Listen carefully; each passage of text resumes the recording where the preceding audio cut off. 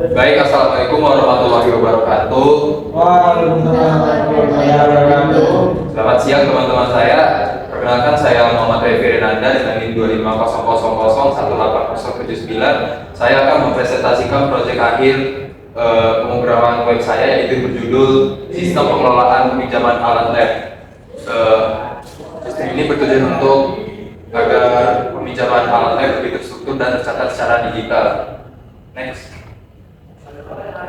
Jadi teknologi yang digunakan pada frontend saya menggunakan HTML, CSS dan JavaScript murni tanpa framework eksternal ya. Terus pada backend saya menggunakan PHP.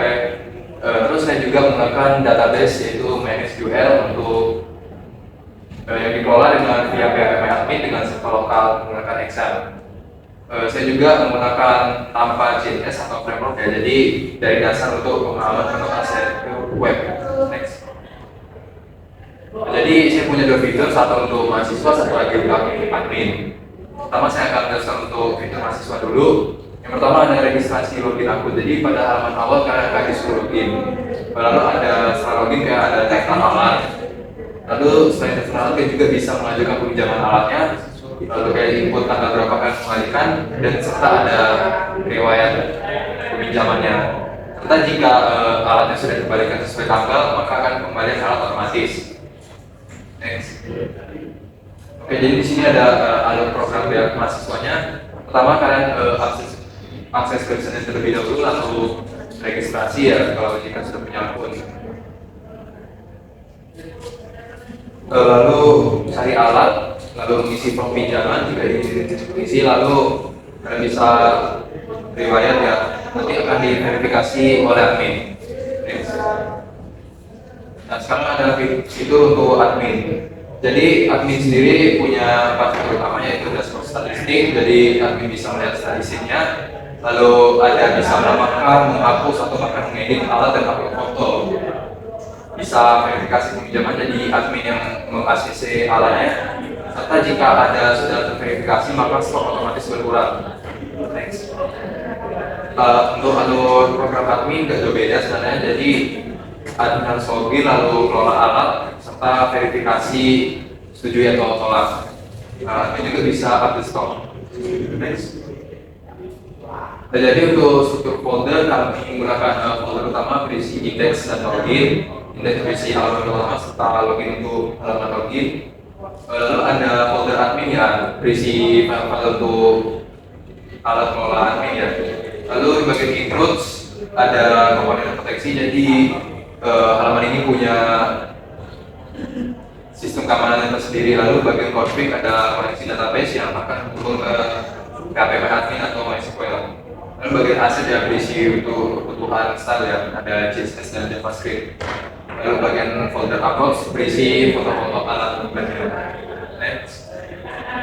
Jadi struktur database-nya terdiri dari 3 table dan 1 field ya. Table pertama ada table user, table alat, table pinjaman. Jadi dengan struktur yang begini maka alat tidak ada yang terduplikasi atau tercampur. Next. Nah, keamanan sistem kami adalah ada password phishing by click. Apa itu? Itu adalah ketika kita mengirim passwordnya maka di dalam database-nya akan diubah menjadi ke kalimat acak. Lalu ada verifikasi login. Tentu saja setelah kita login kita akan disuruh verifikasi lagi. Ada validasi dua lapis, proteksi halaman, pencegahan SQL injection atau JSON management. Next. Adapun penerapan desain web saya adalah bertema keseimbangan. Saya menerapkan CSS Grid sehingga karakternya lebih khusus terapi ya. Ada penataan simetris serta web space merata dan konsisten. Lalu form loginnya berada di tengah halaman agar cepat diakses. Untuk tipografinya sendiri saya menggunakan font full space agar lebih memberikan kesan modern ya. Lalu hierarki ukuran font ini berarti setiap judul ataupun deskripsi beda ukuran font ya.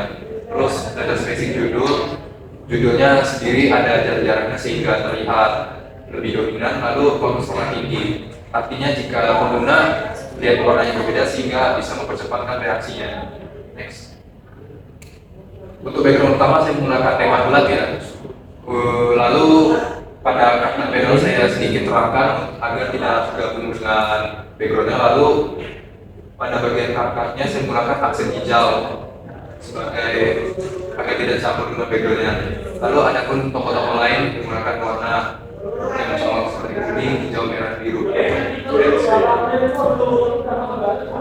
Untuk tata letaknya saya menggunakan navbar sticky, artinya ketika kita setiap menggeser ataupun di mana-mana, navbarnya akan tetap sama, tetap berada di atas. Adapun desain berbasis card agar bertujuan supaya tersusun rapi. Lalu kontainer max width ukuran maksimalnya sudah saya atur, jadi ini tidak akan berkurang ataupun bertambah.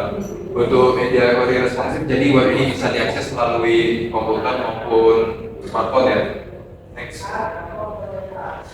Untuk menjalankan searching ini saya memerlukan beberapa software, yaitu XM ya. Untuk cara-caranya, kita foldernya udah harus ada di dalam XM dulu, lalu kita jalankan PHP admin dulu melalui XM-nya.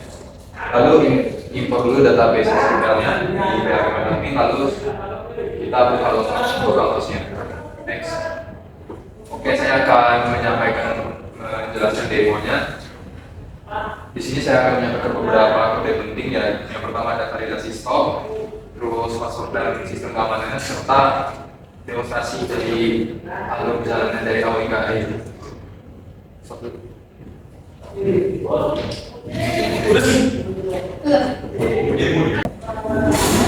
Oke, di sini sudah masuk ke bagian login ya. Karena kita belum punya akun, kita akan daftar dulu. Ya, Ada yang sama.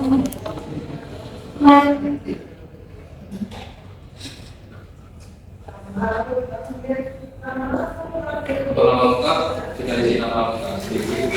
Firnanda, ini.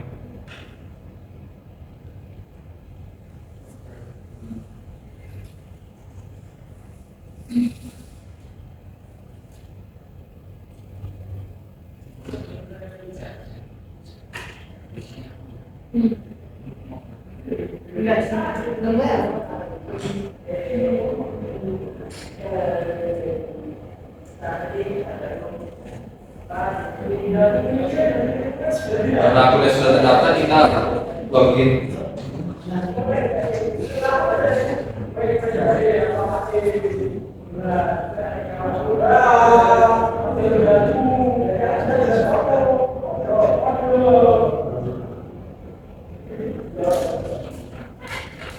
Nah, di sini kita sudah masuk ke halaman utamanya, tapi sebelum itu saya akan menunjukkan keamanan sistemnya yang casing by crypt ya. Di sini kita lihat di bagian password. Ketika kita input passwordnya bukan password yang sudah kita masukkan tadi ya, dia bakal mengubah menjadi teks acak sehingga susah dibobol oleh orang. Lanjut ke halaman utama, di sini kita ada daftar alat laboratorium. Kepada bagian daftar ada daftar alat, ada riwayat saya dengan status riwayat peminjaman kita. Di sini misalnya saya akan coba Arduino.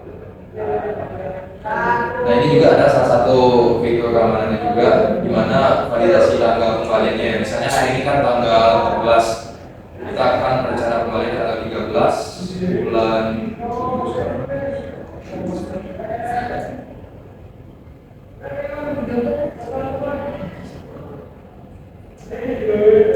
Nah, misalnya kita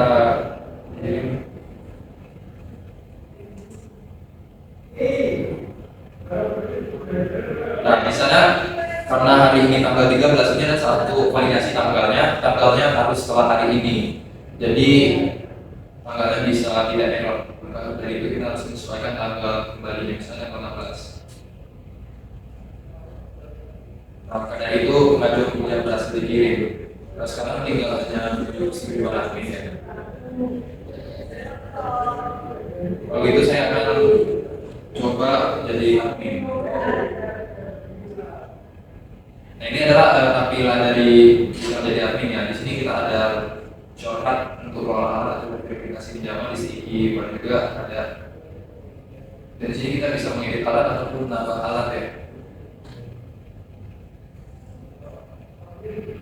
Dan kita juga bisa meninjau apakah alatnya kembali, disetujui atau ditolak. Di sini misalnya tadi referendum Anda saya setujui.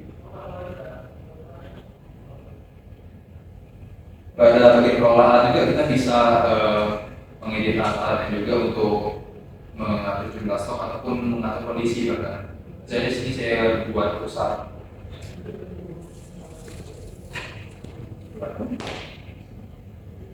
Lalu untuk raspberry-nya kita buat perbaikan. Kita coba login sebagai mahasiswa lagi.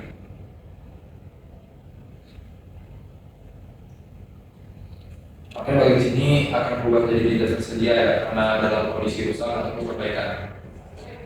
Mungkin itu hanya itu saja dari saya. Terima kasih. Wassalamualaikum warahmatullahi wabarakatuh.